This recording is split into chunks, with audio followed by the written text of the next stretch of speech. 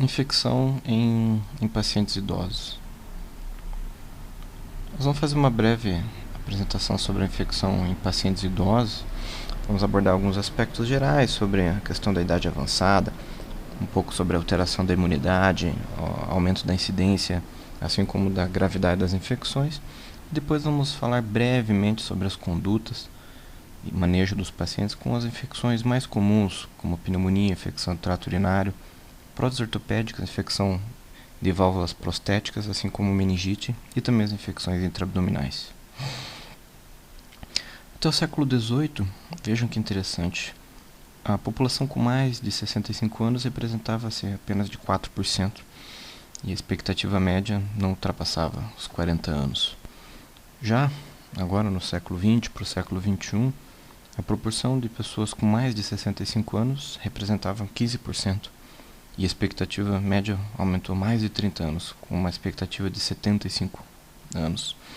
E a perspectiva para os próximos 20 anos é de que a população acima de 65 anos represente mais de 20%. Quer dizer, nós estamos envelhecendo.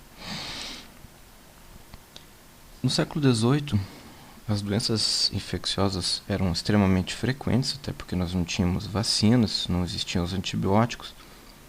E metade das infecções, das doenças, na realidade eram doenças infecciosas.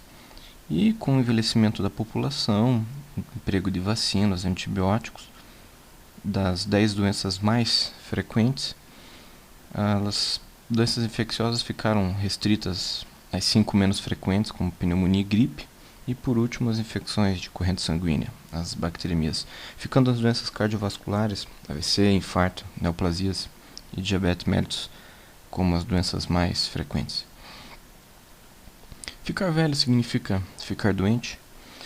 A idade avançada ela promove uma maior mortalidade nas infecções, principalmente pelas comorbidades que são trazidas com a idade, além do problema do diagnóstico tardio e muitas vezes o erro de tratamento pelo não reconhecimento das infecções nesse grupo especial de pacientes.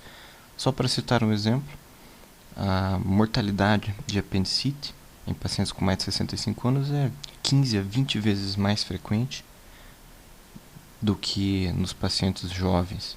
Assim como, por exemplo, infecções do trato urinário, a mortalidade é 5 a 10 vezes maior nos pacientes idosos.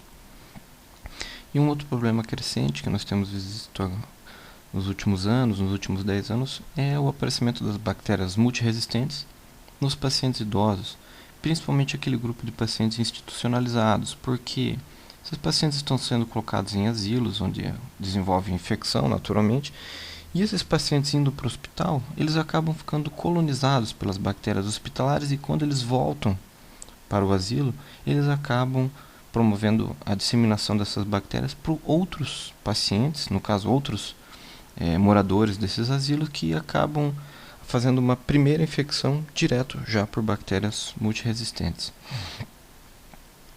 E uma grande questão é sobre a imunidade no paciente idoso. Realmente ela fica alterada, principalmente em relação à resposta imune adaptativa. Existe uma diminuição da quantidade de citocinas, principalmente interleucina 2, que ativa a resposta imune adaptativa, assim como os anticorpos acabam ficando menos específicos. Essa redução da resposta imune e diminuição das citocinas promove menor febre, menor atividade dos monócitos, e isso faz com que ocorra uma maior chance de infecções bacterianas. Além, como consequência dessa diminuição da atividade dos monócitos, os pacientes, por exemplo, com pneumonia acabam fazendo pneumonia sem tosse, com diminuição da produção de escarro, as infecções intraabdominais sem sinais de irritação peritoneal, assim como meningite sem rigidez de nuca.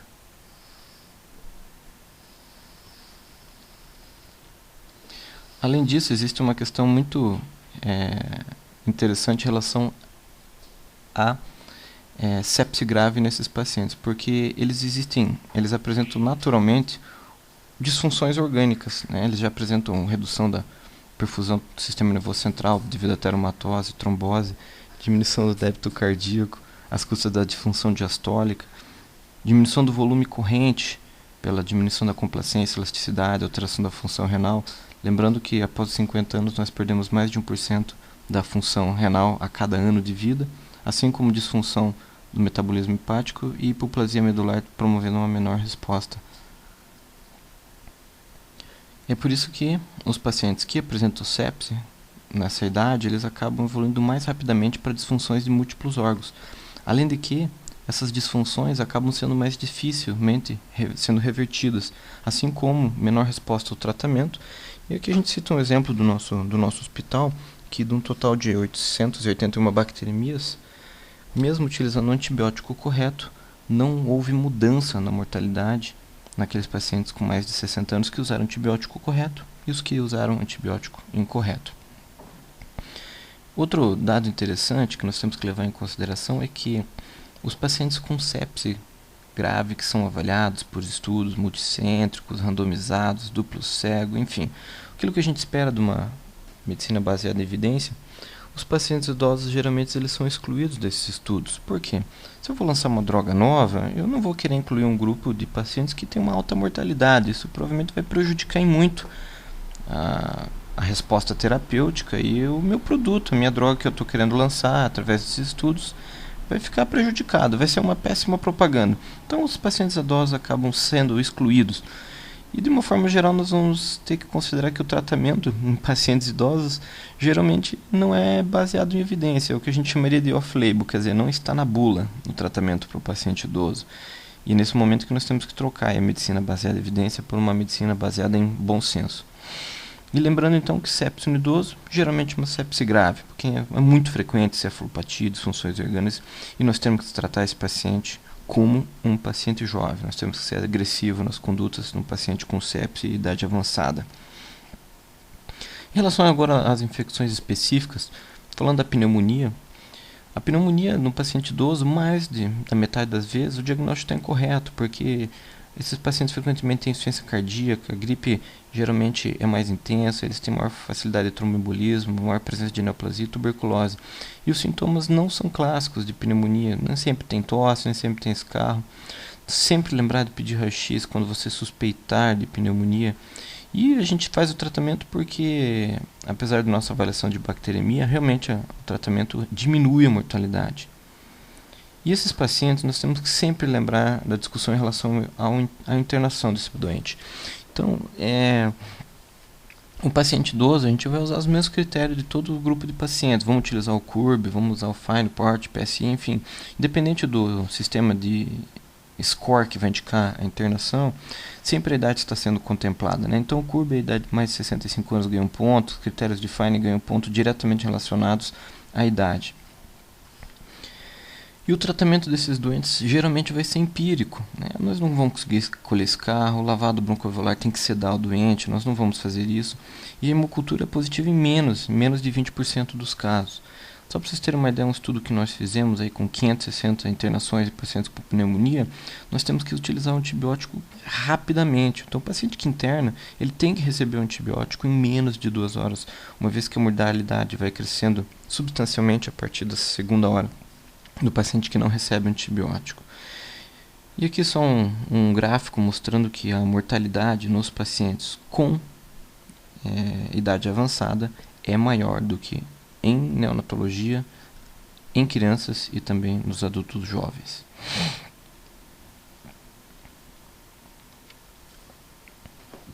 A etiologia das pneumonias bacterianas nos idosos, elas não são diferentes dos pacientes jovens, porque Streptococcus pneumoniae, Haemophilus influenza, Moraxella, Legionella, Clamidófila e Mycoplasma acabam sendo as bactérias mais frequentemente identificadas nesse grupo de pacientes. Mas nós temos que ter muita atenção a 3 grupos de bactérias, que são Pseudomonas, o Streptococcus pneumoniae resistente à penicilina e também as enterobactérias.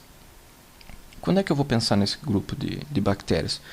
Eu gosto aí de uma avaliação pneumônica que se chama o POI. Então, um paciente que tem pneumopatia, principalmente DPOC, um paciente imunossuprimido, aspiração, que é muito frequente nos idosos institucionalizados, uso recente de antibióticos, esse paciente geralmente recebe muito antibiótico, e internação recente, nós temos que pensar nesse grupo de bactérias. E é nesse momento, então, que nós acabamos indicando as quinolonas respiratórias, levofloxacino ou moxifloxacino, e nos pacientes que não apresentam esses fatores de risco, nós estamos aí autorizados a usar os antibióticos beta-lactâmicos. Então, se o paciente for para casa fazer o tratamento oral com amoxicilina ou com macrolídeo, azitromicina, por exemplo, ou claritromicina, e naquele paciente que interna, nós não precisamos usar a quinolona.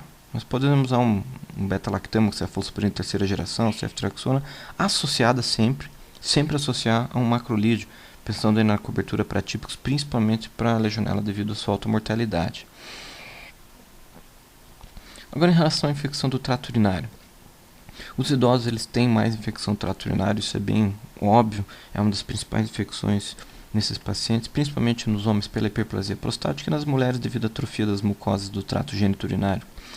Consequentemente, eles acabam tendo maior colonização. A bacteriúria sintomática nas mulheres é 3 vezes maior, nos homens 5 vezes maior, com mais de 65 anos, e é por esse motivo que não se pede urocultura sem que tenha suspeita de infecção. Além de que esses pacientes apresentam maior uso de sonda vesical de demora, isso faz com que aumente a colonização, maior quantidade de bacteriúria sintomática. Então, esses pacientes pensou em infecção urinária, troque a sonda e colha uma nova cultura.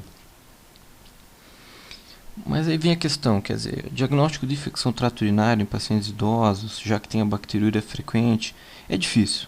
Por isso que a gente acaba usando aí uma dica, que é quando eu vou dar antibiótico no paciente com infecção trato urinário. Se esse paciente apresenta sonda vesical, você vai indicar se o paciente tiver febre, calafrio, se estiver apresentando delírio. E no paciente sem sonda vesical, aqueles que apresentarem sintomas de cistite ou de pielonefrite, quer dizer, disúria, ou o paciente apresenta febre e mais algum outro sintoma de alteração urinária, como urgência, dor suprapúbica, hematúria ou mesmo incontinência. E aqui eu dou uma dica, né? Sempre pensar em tu no paciente idoso, mas sempre descartar os outros focos, porque talvez você faça um tratamento guiado pela cultura e na realidade o diagnóstico pode ser outro, como por exemplo uma pneumonia por bactéria resistente, você está fazendo um tratamento inadequado. E qual que é o antibiótico de escolha para infecção do trato urinário? Aqui eu trago alguns dados interessantes do levantamento que nós fizemos de mais de 50 mil uroculturas positivas, mostrando que a incidência de Pseudomonas e Acinetobacter ela é baixa, e nós temos uma maior prevalência das bactérias produtoras de beta-lactamase de espectro estendido, onde os carbapenêmicos acabam sendo as drogas de escolha. A quinolona nós não devemos usar nesse grupo de pacientes. Nós verificamos que nas mulheres, mais de 40% de resistência, e nos homens, mais de 60% de resistências, por exemplo, nos octogenários, nos pacientes com mais de 80 anos. E é por isso que as drogas de escolha acabam sendo a nitrofurantoína, como forma de tratamento via oral, cistite, porque a nitrofurantoína não atinge níveis séricos adequados para tratar uma pielonefrite, é contraindicado. E nos pacientes com septo urinário, pielonefrite, a droga de escolha acaba ficando com a ceftriaxona. No grupo dos pacientes com mais de 70 anos, a incidência de SPL é muito grande. É por isso que nesses pacientes nós temos que tomar cuidado em relação às SBL e indicar o tratamento com carbapenêmico. Quer dizer, então todo paciente com mais de 70 anos vamos dar carbapenêmico? Não. Vamos considerar fatores de risco. Então aquele paciente que falha o tratamento, idade avançada, sepse grave ou choque, internação recente, sondagem vesical e uso recente de antibiótico, iniciar o tratamento com carbapenêmico. Então pode ser o ertapenem, imipenem, meropenem. Lembrando aí do ertapenem, que pode ser uma droga usada intramuscular, é uma vez ao dia e tem a vantagem de ser utilizada como uma opção para o home care. Em relação às infecções de próteses ortopédicas, dispositivos ortopédicos, lembrar que com a osteoporose e a degeneração da idade, a gente tem visto cada vez maior a quantidade de implantes ortopédicos, próteses de quadril, próteses de joelho. E esses materiais de síntese têm uma taxa de infecção que não é desprezível, né? Superior a 2% nos quadros eletivos. E naqueles pacientes que acabam indo para uma revisão de prótese, quer dizer, quando tem luxação, suspeita de infecção e acaba não identificando a infecção, a chance posteriormente é de 5%. E a mortalidade não é desprezível, depende muito do levantamento. Então, tem levantamentos que mostram a mortalidade de 1%, e outros que a mortalidade pode ser superior a 15%. A infecção de prótese precoce é fácil de fazer o diagnóstico. O paciente apresenta sinais inflamatórios locais e até mesmo sistêmicos, febre, mal-estar, um quadro de sepse. E o diagnóstico já da infecção tardia é mais complicado, porque é aquele paciente que apresenta dor crônica, o diagnóstico acaba ficando com uma luxação de prótese, e o diagnóstico é mais fácil quando esse paciente apresenta fístula. Então, lembrar dos critérios, né? clínica meio no diagnóstico, que é a presença de fístula, a presença de líquido sinovial purulento, assim como o crescimento de bactérias no momento em que você acaba fazendo uma punção guiada por ultrassom, tomografia vindo positiva. Isso acaba critério diagnóstico para infecção de prótese. Lembrar que as principais bactérias que causam infecções de prótese são os estafilococos, principalmente Staphylococcus aureus e os Staphylococcus coagulase negativos, e os BGNs e os anaeróbios acabam ficando aí com menos de 20% dos casos. E a antibiótico terapia nesses pacientes tem que sempre ser guiada pelas culturas. Então nós temos que fazer a procura da bactéria, porque esses pacientes vão usar antibiótico por muito tempo. No mínimo aí 3 meses, 6 meses. Tem paciente que a gente acaba usando antibiótico por 1 a 2 anos, quando o material de síntese não é retirado. Então a identificação do micro-organismo é muito importante. É por isso que quando o paciente vai para uma revisão de prótese, a gente orienta a colher 3 amostras de 5 sítios separados, e se tiver líquido, colocar esse líquido em frasco de hemocultura, para que não ocorra perda do material, não ocorra degeneração, perda por lise bacteriana por neutrófilos. E naqueles pacientes que você não vai fazer a revisão, sempre tentar fazer uma punção guiada por ultrassom, tomografia e encaminhar o material para a cultura. E sempre existe aquela desculpa, né? Eu comecei antibiótico porque o meu paciente está grave. Se o paciente está grave, tem que tirar o material de síntese, manter o material para a cultura e iniciar a antibiótico terapia. Já no paciente que é estável, a gente consegue fazer a cultura para depois orientar a antibiótico terapia e, quem sabe, fazer a retirada do material.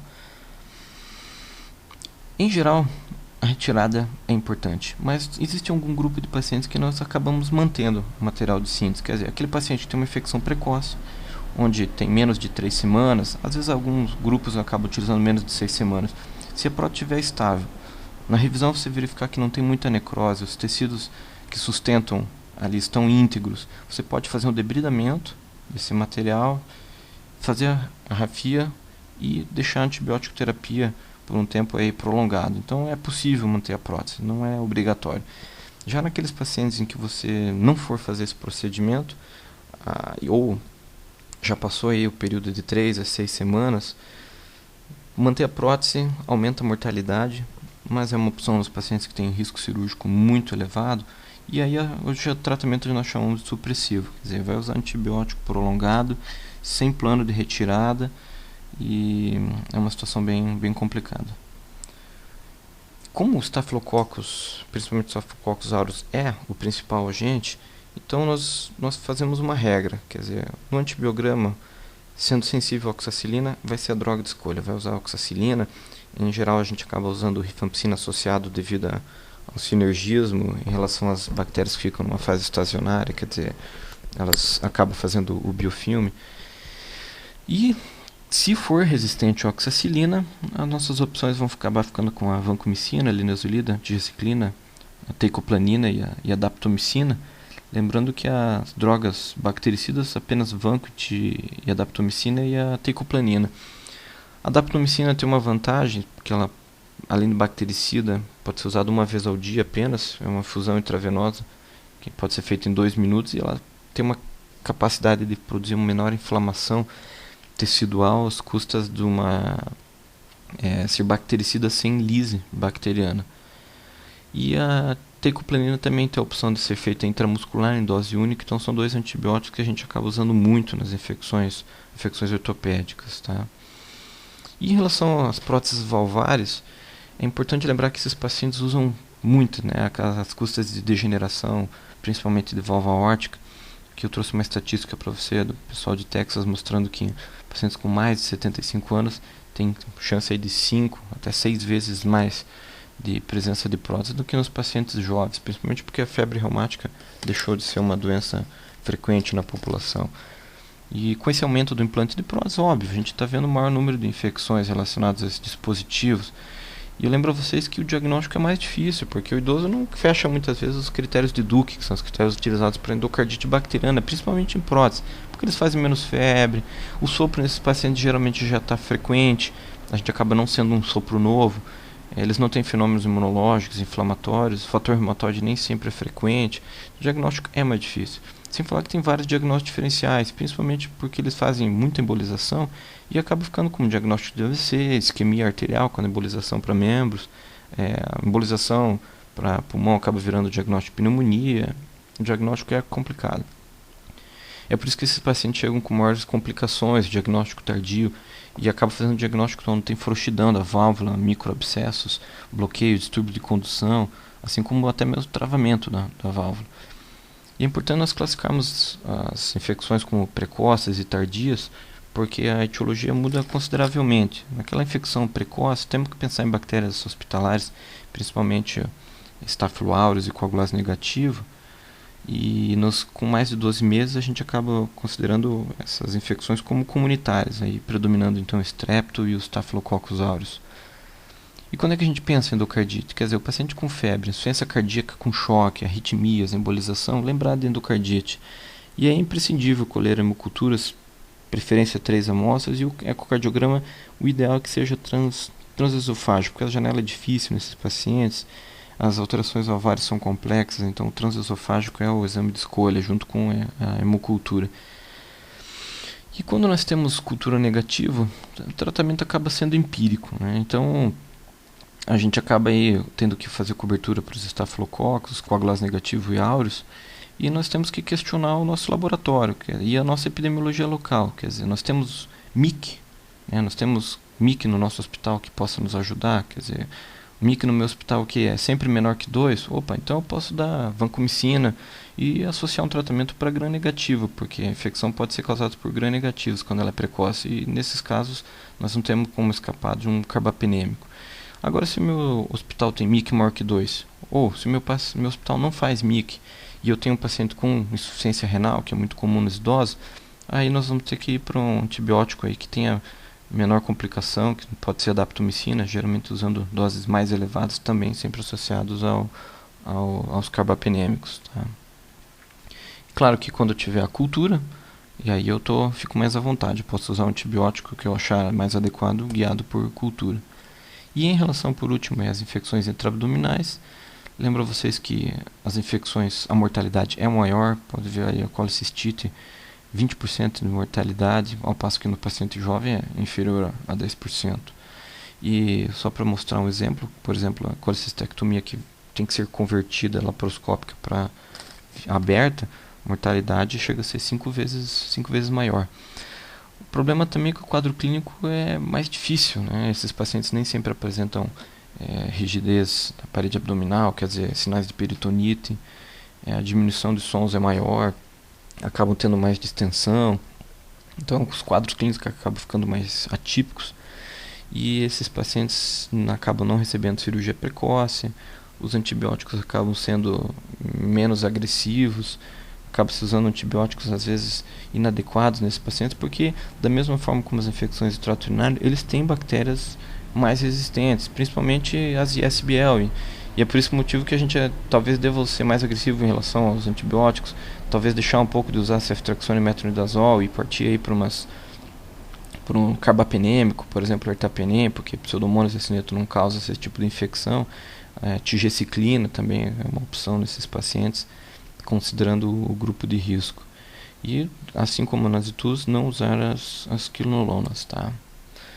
Então é isso, né? Então eu gosto de deixar uma frase homenageando os idosos, que qualquer idiota consegue ser jovem e é preciso muito talento para envelhecer, do Milor Fernandes. E eu deixo uma literatura aí muito interessante, que é esse livro, Infectious Disease in the Age, que boa parte da minha apresentação foi baseada nesse livro, e ele conta maiores detalhes aí sobre cada infecção e o manejo nesse grupo de pacientes.